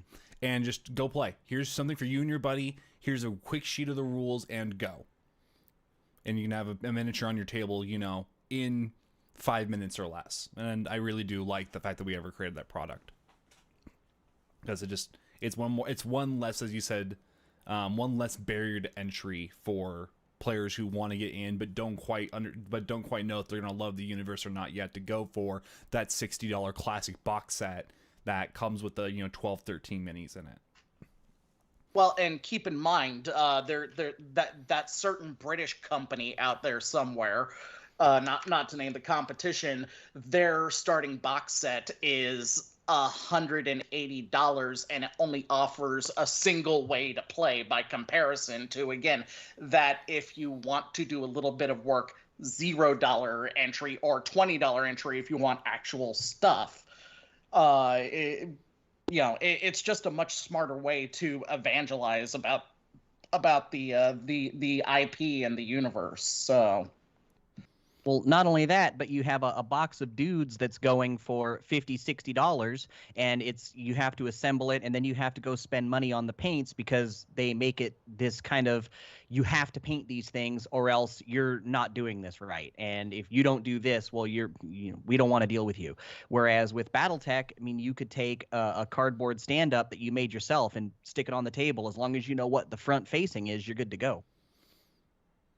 Yeah, one of my favorite stories, comes from doing Masters of Minions with the Catalyst team. For those who don't know, Masters of Minions is a game that a type of game that we do at Gen Con as an event where normal players can buy tickets and come play the heads of Catalyst. Lauren, Randall, Brent, Ray, me, and all the other guys. And me and Lauren decided 5-6 years ago when I think it is the CamoSpecs guys are just like, hey, we're gonna paint up the minis and we're gonna do 2 sets, that way we can give some away to the guys so they can get some painted minis.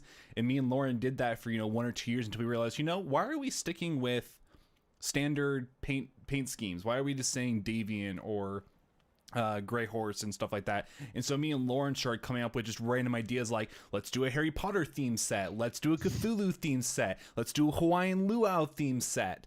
And it's really amazing to see that, from that perspective of you don't have to paint your mini and you're accepted just as much for just painting your mini in some wonky way.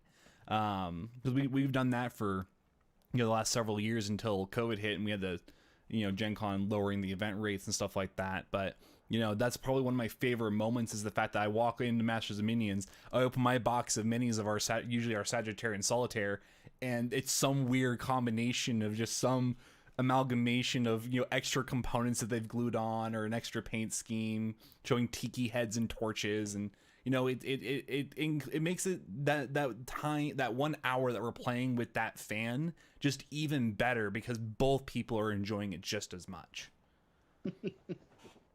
Not to mention the fact that the BattleTech Renaissance has really given us the option of accelerating product that we might not have seen for another 5 or 6 years. Like things like the BattleTech support deck, Mech Warrior Destiny.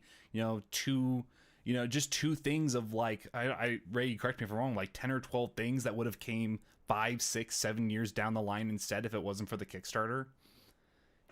Yeah. So so the BattleTech Renaissance and the Kickstarter has really accelerated what we've been able to do with BattleTech. Even just pushing aside just the minis alone, which the minis are great, because everyone loves the new models and that they're cleaner and crisper and stuff like that. But for me, it's always about the fact that we have almost something like 18 new box sets of minis. We have a brand new Clan Invasion box set. We've got like 12 or 13 other products that wouldn't come out 7 or 8 years from now. It's a really just appreciative thing that the BattleTech Renaissance and the community in general who rallied behind that, regardless if you were a new person or a grognard or an old person playing BattleTech, it didn't matter. Everyone came in, they found something that they loved, and that's just really an amazing thing to see, coming out of the community and out of the the advent of the Kickstarter.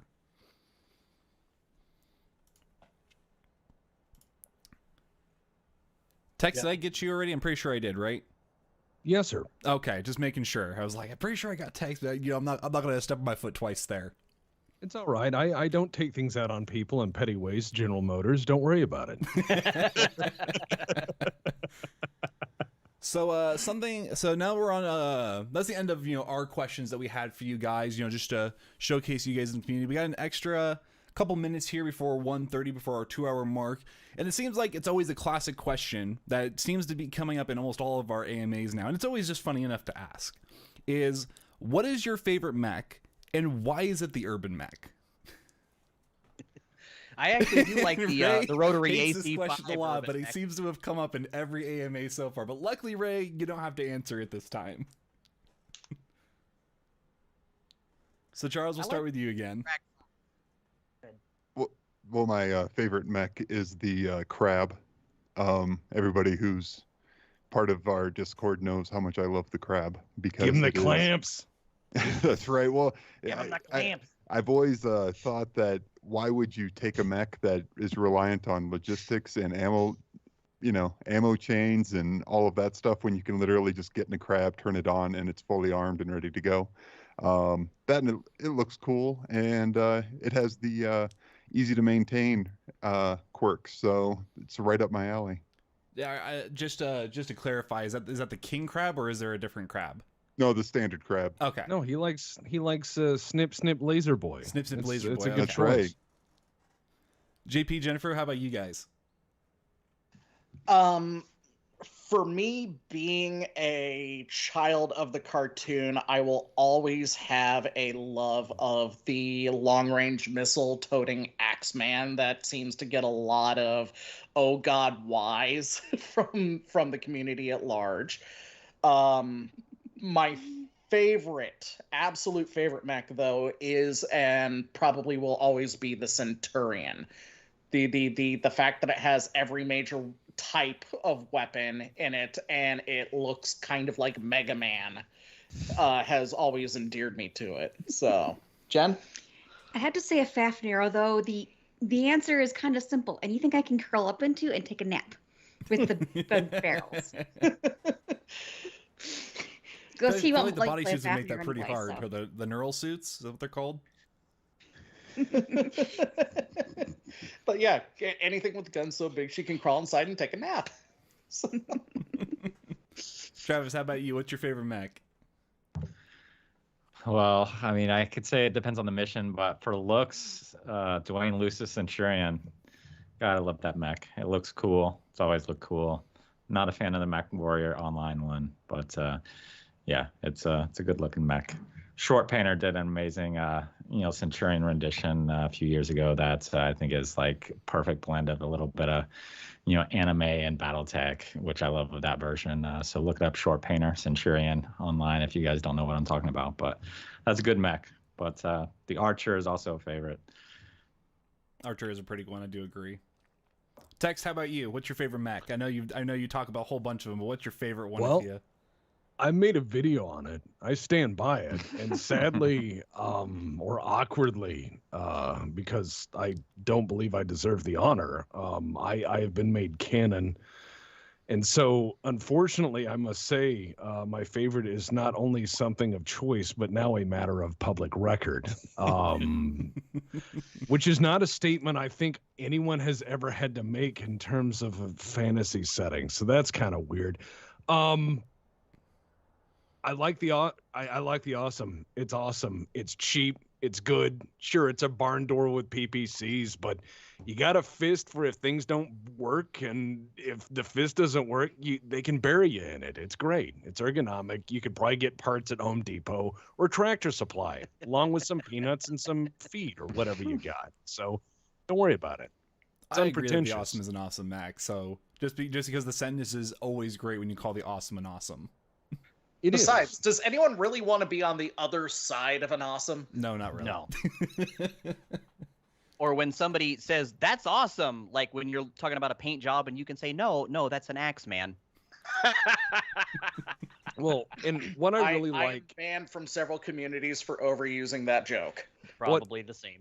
What I like with the Awesome is it is essentially a tapestry. It reminds me of like the jingle trucks of Afghanistan or the Japanese trucker phenomena where they do all chrome out and everything else. It has that kind of big boxy rig look about it. So there's a whole aftermarket for Awesomes of people being like, oh yeah, mine's chrome plated, and everyone's got their own custom like big rig, big flappers and mud flapper like arm tassels hanging from the PPC like Macho Man Randy Savage. Everyone's got their own paint jobs. There's like a candy apple red one out there with like flames coming up. There's one that's like iridescent. I mean, it's going to be Stance Nation. There is an Awesome fan club with a quarterly magazine. The meeting is in the periphery, and there's a chili cook-off that just happens at the same time. That's all I have to say. I love Lowrider Awesome. Awesomes. I stand by it. Ray, that's an April Fool's product right there, is a magazine about Awesomes. That's a cover for Eldon to make. Awesomes Monthly. No, I think it would be called The Discerning Gentleman, a awesome magazine for above average pilots. All right, There you all go. right, Tex. Now you gotta write something out that's like a fake magazine so we can get it into Shrapnel. All right, I will write a fictional like cigar aficionado style entry where I just come off really snooty, and I just describe like the feeling of broken in leather. Who knows how many asses have drilled emergency farts into this seat over the years to make it as soft as it is. You can't replicate that in a modern mech. Today's stance is on ergonomics, and you forget the fun things that can be had with simple wear and tear and a little bit of neat's foot oil. See, you have to have it for something for ladies there too, though. Oh, of course, Balance it. of course, Ron- of course. I know that she was known for piloting a Highlander, but somehow Rhonda Snord with an oversized cigar sitting at the foot of an awesome just seems funny. No, Rhonda Snore's beauty supplies. Oh my God! See, yes, 80s hair. Yes. It's gonna be on like Donkey Kong. We are coming up with bad ideas. Ray has phased out of existence. Oh no, he's there. I just thought his cringe had become like incandescent, and he just like and Like, just ascended. no, I was like, believing. Tuck, how about you? What's your favorite mech? Usually if it's going to be I'm playing a tabletop game, I'm basic as all get out, so it's the Thunderbolt, but I've got one right here. As Tex likes to say, it's foreboding, old, and angry. It's the Imp. good choice. Nice. Yes. So it's one of those things that you don't get to see too often, and in fact, I've played some games with people where they're like, I didn't know that this existed until just now, and I'm like, yeah, it's a damage sponge, and it's got all kinds of guns on it. So, and it's got this face. I mean, everybody talks about the Atlas, and it's got that Death's Head cockpit and all that stuff, and yeah, that's cool in the gang. But like the awesome, if you paint it right, this thing looks like angry Humpty Dumpty coming to just take his foot and jam it so far up your butt. The best two awesomes I ever saw painted. One, the legs and the shoulders were lederhosen. It was awesome, and had the feathered cap. That was amazing. The other one had painted a smaller mech on it, so when you looked at it like through your scope, it would look like a much smaller target. So it was like a flea had been painted in miniature on the front of it, and the rest was terrain. And I was So like, sort of like Wile E. Coyote and his masterful tunnels. well, paint. you think that's funny, but there's a picture on the internet of someone having drawn a Wile E. Coyote tunnel and someone having driven a car into it. So you never know. I do remember that picture actually.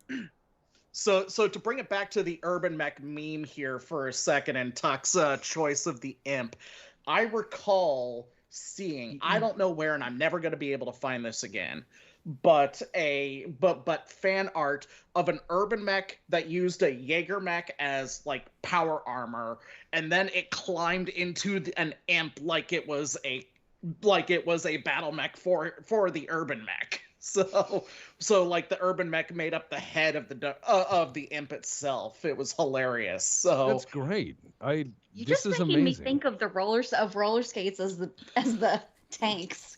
well, that's what the Rotunda car is for. Ah, yes, the bully rotunda. Oh my God, I can't believe we made that commercial. Mike just started yelling. That was the best thing ever. 4 doors for more whores. Yeah. Best line ever. Star League Auto.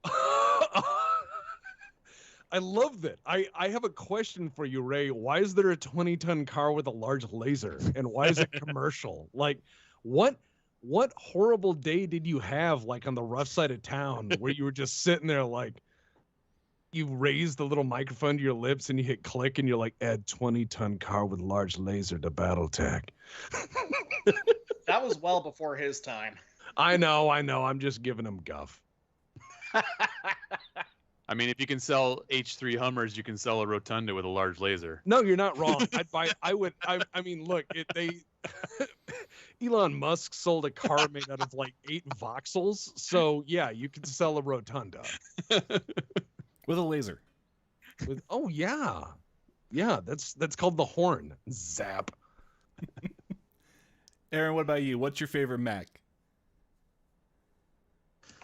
Oh man, everybody knows it's the Zeus, of course. It wasn't my first love, but it is my current love. I like the 5T variant personally from a mechanical perspective. I like the LRM-15 with Artemis, And then by time you get in close range and you're at risk of having an ammo explosion, you've already used up all your ammo. It's fantastic. And then you're just relying on nasty beams, and you got a lot of armor. So it's a great mech, and the design's fantastic. I got one painted up already in my Avatar Knights color scheme, so I'm excited to put that on the table soon. But yeah, that's my favorite, 100% the Zeus. Yeah, I got Devin Ramsey in here says the Zeus equals dem shoulders. Yeah. Gotta just press it all day. And Ray, we'll throw you in here at the end. What is your favorite Mac? I don't think I've actually heard you say that one before. So me? Yeah, you. What's your favorite Mac? The Because it's obviously not the Urban Mac. Marauder.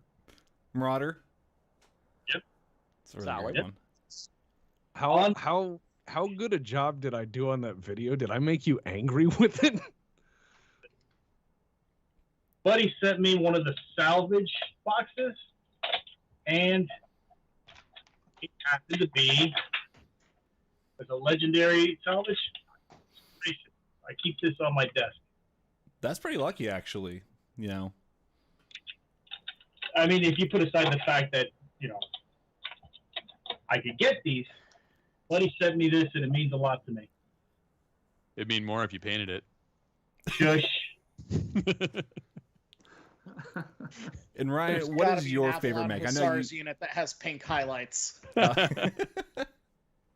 So Ryan, I know you paint a lot of Macs. So what is your favorite Mac? Whether it is to paint or just to play with or just enjoy in general. Oh my god, yeah, that's one of those depending on what era, so on and so forth. But if you'll let me play it, which I got to play it last time I was physically at Gen Con, which we all know about that. But I tried without success using a Legacy WVR to tear the head off of Ray's Marauder multiple times. I like the fact that you've got 2 claws, a couple of Ultra AC-10s, and the fact that he can jump. So even though it's a toaster worshipping Word of Blake, cheese mech, I just like the way that it looks and like the idea that I can close in and then I'm gonna wreck your face with some claws. But plus, I made the miniature because that's kind of the thing I do. Hey, has anybody made this? No. All right, I'm gonna make one and then I'm gonna paint it. But I'm sure I'll get a rematch with Ray at some point, and it won't go well for him. But I love the Marauder too. So, yeah, I'm kind of on the low tonnage over here. At my favorite mech is the Locust. So run away, run away. That's right. Actually, bums too. Actually, it's not even run away. It's let's go 30 hexes in a straight line. Do a ram move to then hit them for 180 points of damage while I basically wipe myself on the side of their arbor as a bug. So. Unfortunately, that is our 2-hour time limit there. So unfortunately, I will try and save these questions for later. Hopefully we can get you guys in the future on these and, have some fun get more community questions in. But, as usual, thank you guys so much for showing up. You guys do a lot for the community in general. Without you guys, raising the torch and the banner over the years, it'd be hard to say whether or not, BattleTech would be as healthy as it is, just not even just the product. It's just the fact that people are still engaging in your communities and, you guys are having a fun time. They're having a fun time means a lot to probably a lot of people. Because obviously none of us, whether it's Catalyst or you guys, couldn't do this without the awesome community that's out there currently.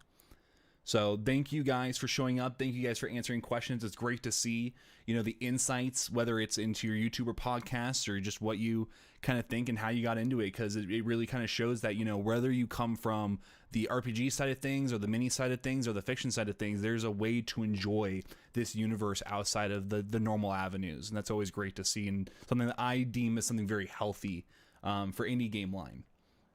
So thank you guys for showing up. Thank you guys for answering questions. And obviously, as usual, thank you guys in the community out there for being so supportive and, buying the product and showing these guys. Afterwards, I'm going to get the links for all these guys here in chat. I'm going to get those pinned in our description. So that way, for those of you who want to go check out their channels, please do so. These guys are awesome. We love talking with them. We love watching their stuff. And, I watch DFA's, Aaron's, and Texas stuff all the time. I get to see usually, I don't know if specifically Ryan, but I get to see his minis painted, and everyone else here is just wonderful in what they do in the community, and having them here today is just a blessing in disguise, just because being able to pick their brains and see how they do what they do is always great, and what they think about the community and BattleTech in general. Because without them, it's hard to say where we'd be at, especially with the with the amount of information out there. I mean, Serena is great, but there's always more ways to enjoy it. So thank you guys so much for watching. We will see you next month, Ray. Yes, next month. We'll have information on that soon. We'll have more information out there on the next AMA soon, so we'll see you guys next month. Thank you guys so much for watching, and we'll see you next time. Thank you, everybody. Later. Thanks, guys. Good seeing you. See you guys. Thanks. And streams